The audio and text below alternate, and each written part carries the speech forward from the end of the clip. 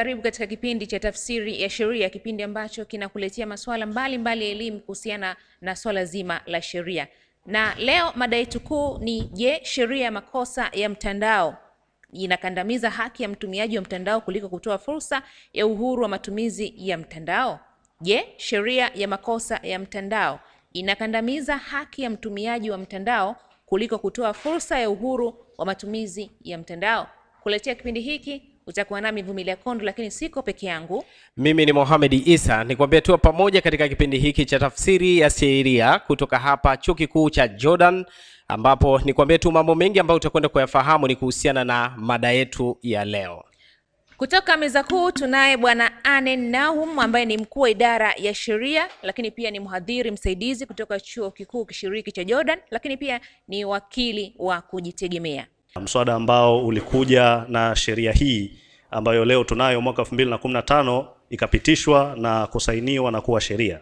Sasa sheria hii lengo lake kubwa ni lipi? Lengo lake kubwa ni inaainisha masharti yanayohusu makosa yanayohusiana na matumizi ya mfumo wa kompyuta au teknolojia. Kwa hiyo utaona hapa kuna vitu vya msingi ni masharti, lakini lazima kabla masharti hayo hujayafahamu ni yapi, basi sheria hii inaainisha ni makosa ambayo utayafanya kwa kutumia au wakati unatumia mfumo huo wa kompyuta au teknolojia ya habari na mawasiliano. Lakini zaidi ya hapo, jambo la pili la muhimu katika sheria hii ni kwamba inaainisha pia utaratibu wa upelelezi, ukusanyaji na matumizi ya ushahidi endapo mtu atakutwa sasa amefanya makosa au amefanya matendo ambayo kwenye sheria yameainishwa au yameainishwa kama ni makosa ya kimtandao.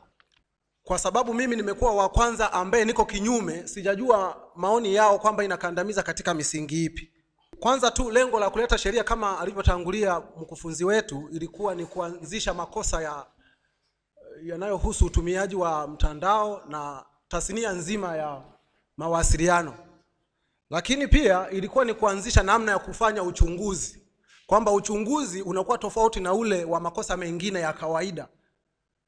Na pia ilikuwa ni namna ya kukusanya ushahidi na matumizi ya ushahidi kwa ujumla. Itakumbuka kwamba awali mahakama ilikuwa haitambui ushahidi ambao unakuwa unaletwa mahakamani kwa njia ya kielektronikia.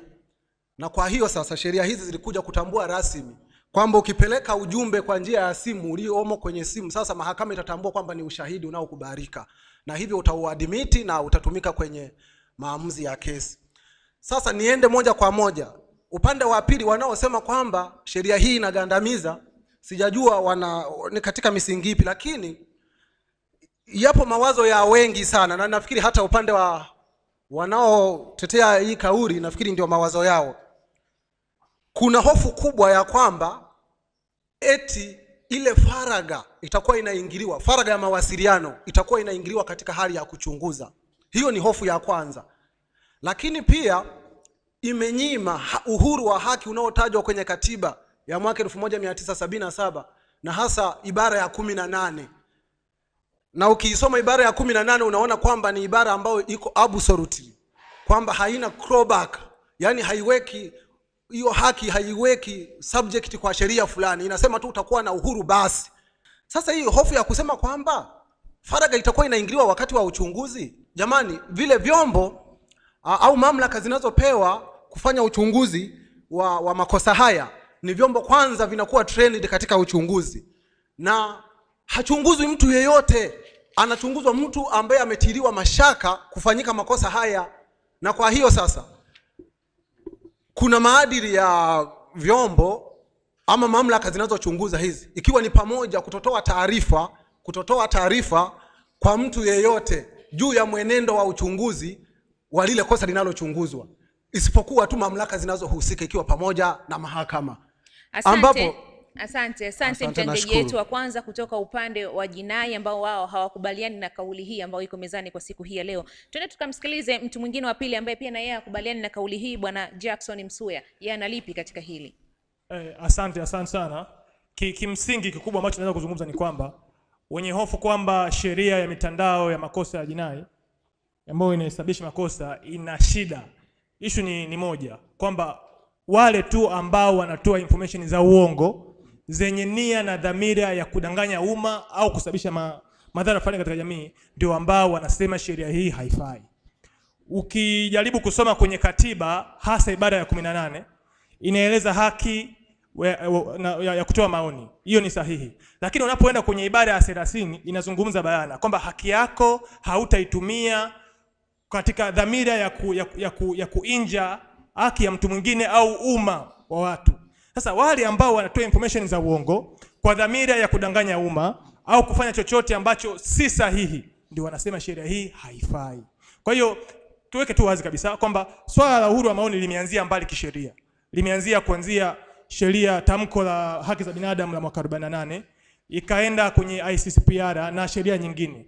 Lakini sheria hii, issue ya kutoa maoni ingeacha wazi, kila mmoja angefanya anachojisikia, maana yake wengine wangekosa haki, wengine wangekandamizwa kwa maneno. Sasa kama serikali baada ya kuundua hili kwa kuchelewa mwaka 2015 ikaamua sasa hii haki sasa itumike kama haki, lakini isitumike haki ya mtu mmoja kukandamiza haki ya watu wengine kwa mujibu wa ibara ya 30. Hivyo basi wakaamua kuja na sheria ya mitandao, ambapo sasa nia ni kwamba baada ya maendeleo, bila kuwa na sheria ya mitandao, mengi yalikuwa yanafanyika kuzushia watu kufanya nini kwa nia tu aidha ya kumdhalilisha au kufanya vyovyote kwa mtu mwingine. Hivyo sheria hii imekuja purposely kwa ajili ya kuwakanya, kuwakamata wale wanaoshindwa aidha kudisclose information kuhusu uhalifu wa mtandao ambao umefanyika, wale ambao wamefanya uhalifu aidha iwe kumdhalilisha mtoto, nafikiri tunaelewa tutakachokosea mtoto na makosa mengine ya kimtandao. Hivyo labda niwatoe hofu wenzangu ambao wana wasiwasi na sheria ya makosa ya kimitandao ya mwaka 2015 kwamba sheria hii ni sahihi. Na kwanza, sheria hii haipo kwa ajili ya kumbana mtumiaji, ipo kwa ajili ya kumbana mtumiaji anayetumia mtandao vibaya. Asante Bwana Jackson Msuya kwa mchango wako kutoka upande wa jinai. Tumalizie na Sister Stella Mlabu ambaye atakuwa ni mtu wa mwisho kutoka upande wa jinai ambao hawakubaliani na kauli yetu hii ya leo kwamba sheria ya makosa ya mtandao inakandamiza haki ya mtumiaji wa mtandao kuliko kutoa fursa ya uhuru wa matumizi ya mtandao. Karibu sana Sister. Mimi pia ni mmoja wapo ambao naona sikubaliani na kwamba kusema kwamba sheria ya mtandao inanyima haki. Kiukweli tukiangalia kabla sheria hii haijaanza, tuliona kulikuwa na matukio mengi sana ambayo yalikuwa yanatukia katika jamii, hususan katika mitandao. Watu wengi sana walikuwa wamedhalilishwa, wakiwepo ndugu zetu, wazazi wetu. Unaamka tu asubuhi unakuta information za labda za mjomba wako ziko out kwenye mtandao mzima. Watu wanakuwa wanaathirika kisaikolojia kweli kweli. Na mambo mengine, watu wanaiba kupitia njia ya mitandao, wanaingilia kwa mfano document ambazo sio sahihi kwa njia ya mitandao, na mambo mengine ambayo yalikuwa yakitendeka maovu. Lakini baada ya sheria hii kutungwa, tumeona sisi wenyewe kwamba kuna maovu mengi sana ambayo yamepungua. Kwa hiyo mimi naweza kusema kwamba sheria hii imesaidia sana kuleta hata balance katika jamii, hata ya heshima na kuheshimu utu wa mtu na haki za binadamu. Kwa sababu kumdhalilisha pia binadamu kwenye mtandao ambapo ulimwengu mzima wanaweza kusoma habari zake, sio kitu ambacho ni chema. Na wakati huo huo mtu anaweza kuamka toka amua kusema kitu chochote ambacho anajisikia, kwa sababu hakuna sheria yoyote. Na tunavyojua sisi kama wanasheria kwamba kama hakuna sheria yote iliyoandikwa, hauwezi kumtuhumu mtu kusema kwamba umefanya kosa mpaka lile kosa liwe limewekwa kisheria na limetambuliwa, ndipo unaweza kusema sasa kwamba hapa kuna kosa. Kwa hiyo baada ya makosa hayo kuongezeka sana ya mitandao, sheria ilivyotoka hii imesababisha uwiano mzuri sana katika jamii. Watu waweze kutumia mitandao yao au kutumia zile information kwa utaratibu unaotakiwa kulingana na sheria. Pia napenda kuwatahadharisha kwamba wawe makini, wasitumie kinyume na sheria, kwa sababu vinginevyo sheria itachukua mkondo wake. Asanteni sana. Kumbuka ni kipindi cha tafsiri ya sheria kutoka Chuo Kikuu Kishiriki cha Jordan. Turejee upande wa utetezi kwa sasa. Asante sana ndugu mtangazaji.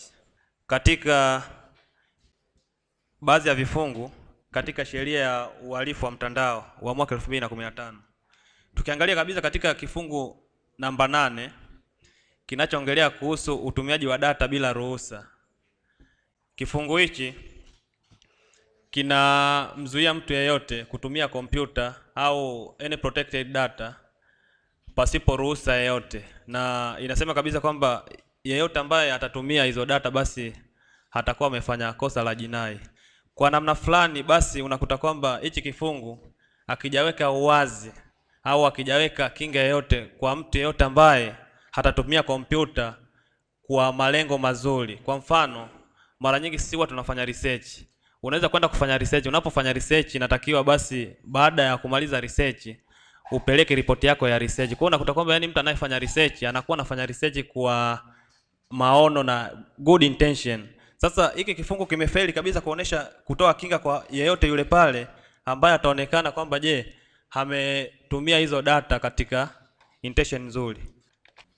Sheria ya makosa ya kimtandao inakandamiza haki ya mtumiaji wa mtandao kuliko kutoa fursa ya uhuru wa matumizi ya kimtandao. Ni kweli, nakubaliana na hii mada kwa sababu tukiendelea na hichi kifungu cha 16 ambacho mwenzangu hapa amekitaja, ambacho kinahusiana na publication of false information, yani taarifa, yani kinakataza kutoa taarifa zisizo sahihi, tuseme kuhusu mtu yoyote. Sasa hawajaelezea taarifa gani ni sahihi na taarifa gani sio sahihi. Kwa hiyo ukiangalia hii haki inafanya watu wakose uhuru wa kutoa maoni yao kuhusu mambo mbalimbali ya kijamii yanayojenga jamii. Sana sana tukiangalia mambo ya siasa, watu wengi ikiwemo chama tawala kwa Tanzania ambayo zinatumia mitandao ya kijamii kuelimisha umma, kutoa taarifa zao kwa umma, au kufanya watu wajue kuhusu chama chao na kukubaliana nacho, au kujua mambo yanayoendelea katika nchi yao. Lakini sheria hii na kifungu hichi na uhuru huu walionao chama tawala unawafanya vyama pinzani wapate shida kutoa taarifa kwa wananchi wao kupitia hii mitandao, kwa sababu mtu wa chama tawala atakaposema kitu na kile kitu kikaa sio kweli, kwa sababu hamna mtu ambao yuko sahihi au hamna mtu ambaye ni mkamilifu katika mambo anayoyafanya, inaonekana kwamba anaharibu umma pale ambapo atajaribu kukosoa. Kwa hiyo inafanya watu wanashindwa kukosoa mambo mbalimbali ya serikali, hivyo inaua vyama vyetu ambavyo ni vya upinzani. Mtazamaji, kipindi ni Tafsiri ya Sheria na mada yetu leo inasema, je, sheria ya makosa ya mtandao inakandamiza haki ya mtumiaji wa mtandao kuliko kutoa fursa ya uhuru wa matumizi ya mtandao? Tuko kwa upande wa washiriki kwa sasa. Tumeweza kusikia kutoka meza kuu, lakini tukasikia upande wa jinai na tukasikia upande wa utetezi, na kwa sasa ni nafasi ya washiriki kuweza kuchangia katika hili ama kuchangia katika mada yetu ya leo. Je, sheria hii inakandamiza ama inatetea? Washiriki. Kwa majina naitwa Evelyn Mwasumbi. Mimi upande wangu nipo upande wa kwamba wanakandamizwa. Point yangu itarelay katika ibara ya 32 mpaka 35, ambayo hiyo ibara imeipa sana mamlaka polisi kwamba wana uwezo wa kurelease taarifa za mtu endapo zitahitajika. Wakati kwa upande wangu mimi naona kwamba hicho kitu ni hatari. Uwezi ukaipa mamlaka polisi kurelease taarifa za mtu binafsi hata kama inahitajika, kwa sababu uwezi jua hizo taarifa ambazo zitatolewa zitaleta madhara gani baadaye. Alafu pia ukija kwenye hii ibara za kuanzia 45 na kuendelea, imempa waziri pia mamlaka ya kukatisha aidha labda kama ni mjadala wote unaoendelea ambazo zinahusiana na labda mambo ya politics na vitu kama hivyo, which is kwa upande wangu mimi naona ni kitu ambacho kimemnyima mtumiaji haki, kwa sababu uwezo ukampa mamlaka chombo kimoja cha kutake control ya hivyo vitu. Asante. Mimi nataka kuweka challenge kidogo kwa mchangiaji aliyepita. Ametuacha njia panda kwamba taarifa zinahitajika na nani, kwamba mimi naweza nikaenda kwamba nahitaji taarifa za fulani nikapewa, au kwamba kuna vyombo maalum vinaweza vikahitaji hizo taarifa na vikazipata. Hebu ajaribu kufafanua vizuri ili atuweke sawa. Kwa mchangiaji ambaye ametoka kuzungumza muda si mrefu, umerudishiwa nafasi hii, karibu. Yaani kuipa power kile chombo kwamba kiweze kutoa taarifa wakati wowote. Sawa kina mamlaka, lakini point yangu ni kwamba kuna mtu mwingine anaweza akaenda pale kwa polisi akatumia njia zingine zozote, either labda akatoa rushwa au kwa personal interest za kwake yeye mwenyewe. Na kama tunavyojua sasa hivi mapolisi, mtu anaweza kutumia njia yoyote ile kwamba polisi nataka information za fulani. Kwa kumpa tu hiyo mamlaka inaweza ikaleta side effect kwa sisi watumiaji. Kwa hiyo ndo mchango wangu ndo. Asante. Kuna mchangiaji mwingine pia hapa, yeye anasema anahitaji kutoa ufafanuzi zaidi kulingana na hiko ambacho mchangiaji ameweza kukizungumza. Ya, asante mtangazaji. Kwa majina anaitwa Elkana Mole. Pointi yangu kidogo inafanana na mwongeaji aliondoka. Mimi nitajikita zaidi kwenye haki ya kumiliki kama inavyoelekezwa na katiba yetu ibara 24 ambayo inampa mtu, kila mtu ya kumiliki mali. Sasa kwa moja tunaona kwamba hiyo haki inavunjwa au inakiukwa na sheria ya mitandao, makosa ya mitandao ya kijamii, especially ibara ya 31, 32. Ukijaribu kusoma hizo ibara zinaipa nguvu polisi kuweza kukamata mali, kompyuta, simu au any electronic device ambayo inasemekana imetumika. Ukisoma kifungu especially 32 kinasema any reasonable. Kama polisi atakuwa na mashaka kwamba simu hii imetumika katika kufanya uhalifu, basi moja kwa moja polisi mwenye cheo cha kuanzia cheo cha inspector ana haki au ana wajibu wa kukamata hicho chombo na kukiweka into custody. Sasa tuna mfano dhahiri mwaka 2015 katika uchaguzi wa general election wa mwaka 2015 tunaona kwamba kituo cha haki la binadamu kilikuwa kinafanya katika shughuli zake za kukusanya na kukusanya maoni kuhusiana na swala la uchaguzi. Tuliona kabisa polisi wakiongozwa na kamanda wao waliweza kuvamia na kuchukua, confiscate all the computers na vifaa vingine ambavyo vinatumika katika kutoa taarifa au kuhifadhi data. Hiyo inadhihirisha moja kwa moja kwamba haki ya kumiliki mali imevunjwa kwa sababu walikuwa hawana reasonable grounds. Yaani ni mashaka tu kwamba tunahisi labda hii kompyuta inatumika katika kufanya uhalifu. Kwa hiyo moja kwa moja tunaona kwamba haki ya kumiliki mali iko katika mashaka ambao kifungu cha 32 na 31 kinatishia haki ya kumiliki mali. Asante. Lakini yupo mshiriki mwingine hapa ameanza kunyoosha mkono muda mrefu kweli. Karibu. Mohamed, kabla sijamkaribisha mshiriki huyo, kuna mtu anahitaji ufafanuzi zaidi katika hili ambalo limetoka kuzungumzwa kabla tujamia kwa mtu mwingine naye kuweza kutoa mchango wake. Tumpe nafasi. Asante. Kwa majina naitwa Elpidi Tarimo, ni mwanafunzi wa sheria mwaka 4. Challenge yangu inakuja hapo kwamba je, unavyosema kwamba haki ya umiliki mali imeondolewa. Je, kwa Tanzania au kwa sheria za Tanzania mtu atakiwi kuhisiwa kwamba amefanya kitu fulani? Yani a person cannot be suspected of committing something which is against the law. Labda pengine hujanielewa. Ukisoma kifungu cha 32 kinasema upon suspected au reasonable grounds kwamba kompyuta hii au kifaa hiki kimetumika katika kufanya uhalifu, basi wana wajibu wa kufanyaje, wa kukamata. Lakini tuangalie LHRC ni kituo cha nini? Tunajua ni kituo cha haki za kutetea haki za binadamu. Kwa kipindi kile cha uchaguzi jeshi la polisi naweza ngasema lilikuwa kwenye fear of unknown. Yaani walikuwa na hofu, yani fear of unknown, walikuwa hana hofu ambacho kitu ambacho hakipo. Tunaona kabisa waliweza kukamata zile kompyuta, lakini baada ya kufanya uchunguzi walikosa upelelezi au walikosa ushahidi wowote kwamba zile kompyuta zilikuwa zinatumika katika kufanya uhalifu. Asante. Tunakushukuru sana mshiriki, lakini yupo pia mshiriki mwingine hapa. Karibu. Asante. Kwa majina naitwa Kauthar Mwinyi Jongo.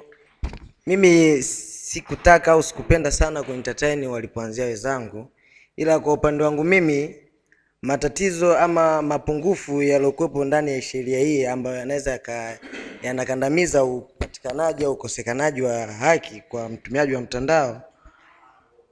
Ningependa kwanza nililai katika katiba ama ni magendo sheria mama tulikuwa nayo. Article 16 ya katiba inasema kila mtu ana haki ya kulindwa katika usiri, privacy.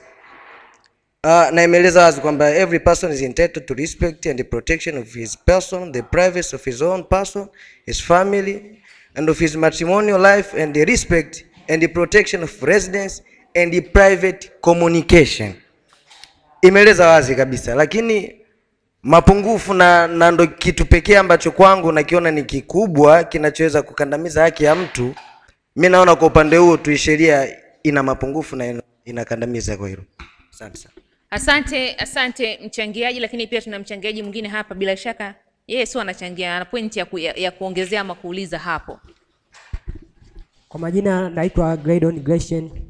Napenda nimuulize mchangiaji aliyeondoka, aliyemaliza hapo. Umeongelea kuhusu privacy na umesema hii Cyber Crime Act I grant hiyo privacy. Hauhisi kitendo cha kukataza sawa mtu A kunifanyia defamation mimi mtu B tayari imeniprotect ni privacy yangu? Kwa sababu naona unaongelea yule mtenda tu. Vipi wale ambao wamebaki? Kwa mfano kama mimi ambaye mtu ananiandikia maneno ya ovyo. Uhisi kama sheria hiyo tayari imeweka privacy kwangu? Labda nikuweke sawa kitu kimoja. Tukisema swala la defamation ni mtu wewe amekuataki. Ni masuala mimi na wewe binafsi, sawa? Lakini tunapoongelea privacy, sheria ilitakiwa itambue kabisa kila mtu ana haki ya kulindwa na usiri. Ndio maana haikuanzia kwenye mawasiliano tu. Katiba imeanzia kwenye protection of his own persons, ndio masuala ya family relationship yote yanatakiwa ni usiri wako wewe. Zipo wazi kabisa. Sidhani kama kuna tatizo hapo. Asante sana. Mimi kwa majina naitwa Levis Christopher Munisi, ni mwanafunzi wa mwaka wa 4. Mimi napenda kuwaeleza wachangiaji waliotoka kwamba wasipotoshe umma. Hii sheria ipo na inafanya kazi. Mfano, juzi nilikuwa polisi, kituo kikuu cha polisi. Kuna mtu kaleta malalamiko yake ya kwamba amechafuliwa. Na jana wakati nimeenda, nimekuta huyu mtu kaitwa, yuko pale kituoni na amekalishwa chini. Na anaambiwa kwamba utakaa hapa na wanamfungulia charge ya kwenda kumpeleka mahakamani. Sasa wanavyosema kwamba hii sheria imeletwa kwa sababu ya watu wanasiasa, watu wakubwa, ni uongo, wasipotoshe umma.